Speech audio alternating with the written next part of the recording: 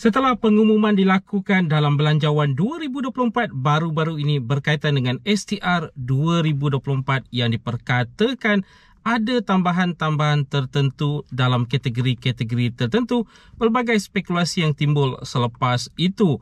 Ada yang mengatakan begitu, ada yang mengatakan begini dan pelbagai lagi persepsi yang telah pun diutarakan di luar sana.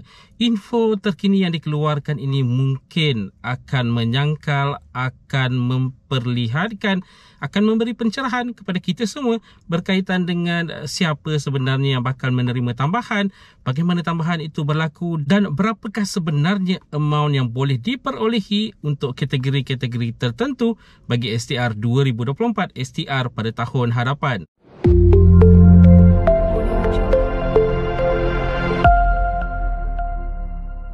Assalamualaikum, salam sejahtera. Jumpa lagi di channel Herowan Navy. Okay guys, kepada mereka yang belum lagi subscribe ke channel ini, jangan lupa tekan pada butang subscribe, tekan juga pada butang loceng.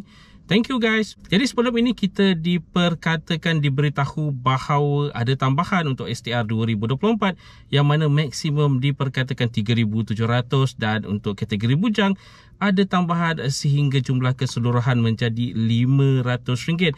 Jadi persoalannya sekarang ini, adakah benar, dan jika benar bagaimanakah konsep tambahan itu bakal berlaku? Informasi terkini yang dikeluarkan berkaitan dengan Belanjawan 2024 memberitahu bahawa sebenarnya, ingat tu, sebenarnya asas untuk STR 2024 nanti masih lagi kekal, masih lagi sama seperti STR 2023. Ingat tu, masih kekal jumlah asasnya bagi STR 2024. Tiada tambahan, tiada pengurangan untuk kategori isi rumah pendapatan RM2,500 ke bawah. Sebagai contoh, tidak mempunyai anak, kekal RM1,000. Mempunyai 1 ke 2 orang anak, kekal RM1,500.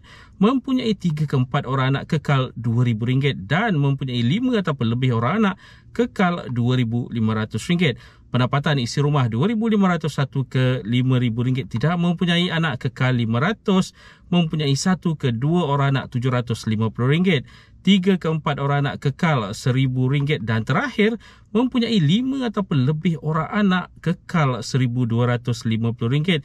Ini bermakna seperti yang telah pun diperkatakan sebelum ini, pembayaran fasa pertama bakal berlaku pada bulan Februari 2023 nanti. Jadi kalau katakanlah jumlah yang bakal dibayar untuk fasa pertama RM400 untuk kategori isi rumah. Bagi isi rumah pendapatan RM2,501 ke RM5,000, jumlah keseluruhan RM500. Ingat tu, jika telah dibayar RM400 pada pembayaran fasa pertama bulan Februari nanti, bermakna baki untuk mereka ini hanyalah RM100 untuk fasa yang berikutnya yang tidak diketahui akan dibayar pada fasa kedua, ketiga ataupun keempat.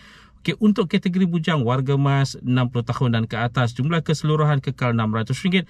Begitu juga dengan bujang berumur 21 ke 59 tahun, sebenarnya kekal RM350. Jadi persoalannya sekarang ini, bagaimanakah boleh menjadi RM500 dan bagaimanakah boleh menjadi maksimum RM3,700? Ambil contoh untuk kategori isi rumah pendapatan RM2,500 ke bawah tadi yang mempunyai 5 ataupun lebih orang anak, jumlah asasnya RM2,500. Tambah untuk SARA 2024 nanti iaitu jumlah keseluruhan RM1,200 bakal menjadi RM3,700. Jadi itu ceritanya. Okay, bujang tadi RM350 saja, tapi sebelum ini diperkatakan akan ditambah baik ke RM500. Mana datangnya baki RM150 itu? Okay, baki RM150 itu sebenarnya adalah untuk SARA. Jadi bermakna untuk SARA nanti ada juga untuk bujang pada tahun 2024. Cuma tak tahu lagi, diperincikan lagi bagaimanakah kelayakan untuk SARA bagi bujang 2024 ini. Dan informasi yang telah pun dikeluarkan ada juga mengatakan berkaitan dengan SARA 2024 yang mana tambah baikan telah pun berlaku menjadi maksimum RM1,200. Dalam jadual yang telah pun dikeluarkan, bagi mereka yang berkategori miskin tegar akan menerima RM1,200 SARA, manakala untuk yang miskin menerima RM1,200 juga.